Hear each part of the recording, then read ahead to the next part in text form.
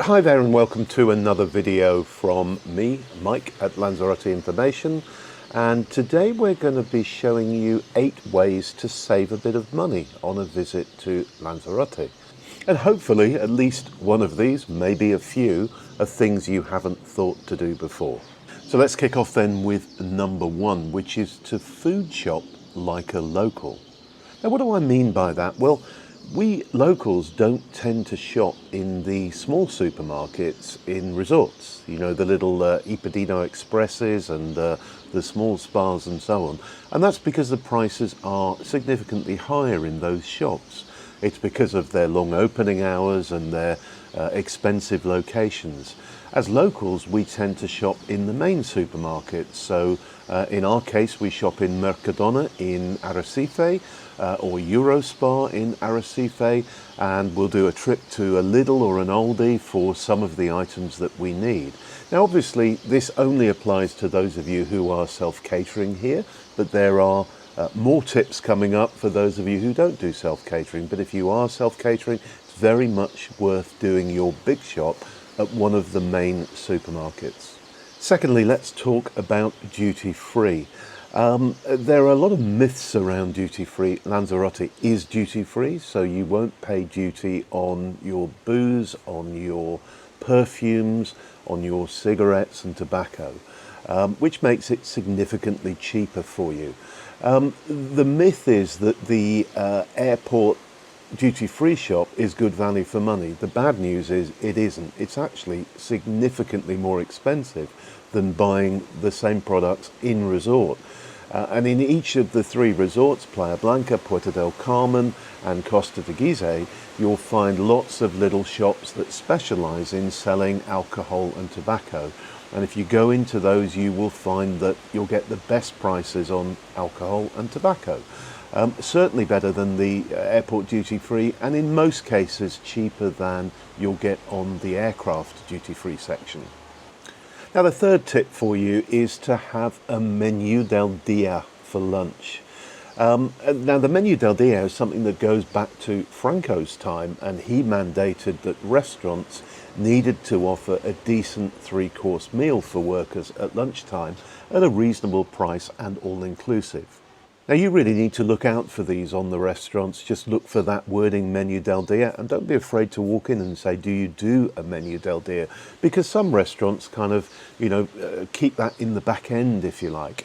Now a menu del dia will include 3 courses.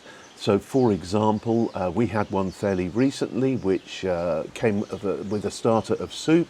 We had a main course with fish, beautifully cooked fresh fish with potatoes with mojo, and then a dessert which was a flan.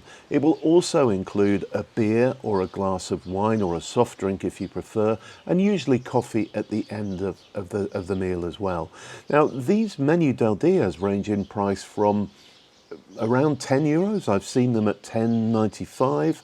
I've seen them up to $19.95 in posher places, but most fall somewhere in between, somewhere between 12 and 16 euros. And that's really good value for your main meal of the day, which there's enough food there to make it so. Now tip 4 is, this might be slightly counterintuitive, but tip 4 is to hire a car while you're here. Now, you might ask the question, well, how can hiring a car and paying out money save me money?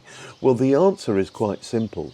Because car hire here is pretty inexpensive, the cost of a Fiat Panda for a week will vary between around €100 up to perhaps €140 at busier times.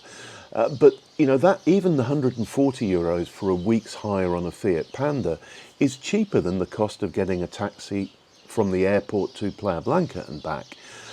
So that's one way it will save you on money on your transfers. It will also save you money, obviously, because you'll be able to go shopping where the locals shop, as I mentioned in point 1. You'll also be able to go and visit attractions rather than paying for an excursion.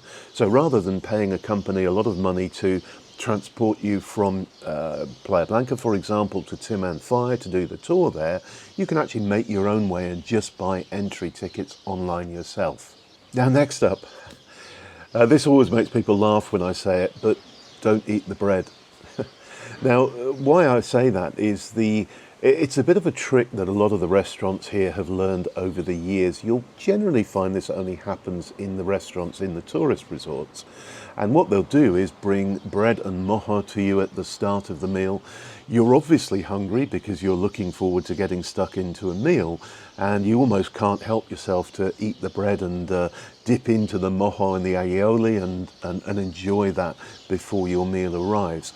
But a lot of the restaurants will actually charge you for it, and you'll find when your bill arrives that you've got a little entry for, I don't know, €3 a head, €6 perhaps, for bread served at the start of the meal.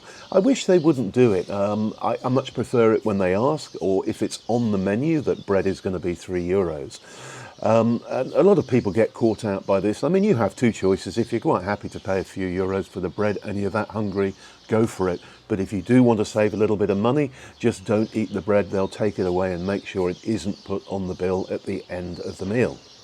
Now, before we get to the last two tips for saving money in Lanzarote, I have a question for you. Have you got any? Are there any things you do that save you a bit of money while you're here? Put them in a comment below. I'll be really interested to hear them. And hopefully on this video then we can add many, many more so that people watching it will have a look down below and see what suggestions you've all come up with. And by the way, thank you so much for watching. If you like the video, give us a like. If you aren't already subscribed to our channel, please consider doing so. Okay, the penultimate tip now, number 7, is to use a multi-currency card while you're here. Now, the problem with most banks, and not all of them I know, but most banks will charge you a foreign currency charge for using your cards abroad, and almost all banks will charge you a pretty poor rate of exchange if you're coming from outside the Eurozone. So you'll end up paying up to 8 to 10% more for a product than you really need to be doing. And I would recommend a multi-currency card. The two I know the best are Wise, because we've been using Wise for years, but I've also heard good things about Revolut. The beauty of these cards is that they allow you to keep money in different currencies, and when you do, for example, if you have your money in your Wise account in sterling and you buy something on euros, Wise will do the transaction automatically into euros, and they will do it at the mid-bank rate. So they're not making a profit on the exchange, which the traditional banks are. And if you're spending quite a lot on food and drink and car hire and all those other things while you're here, it can result in a substantial saving if you're using a Wise or a Revolut card versus using your own banking card. And the last one, and while we're talking about cards, we've all been in this situation where you perhaps are paying for a meal and they bring the card machine over, put your card in, and then they turn it back to you and say, which currency do you want to charge in? And a lot of people get confused about that. They think, well, you know, I'm from the UK, for example, maybe I should hit pounds. The answer to the question is always, wherever you are, hit whatever the local currency is. So if you're here in Lanzarote, obviously it will be the euro. If you're in the United States, hit US dollar.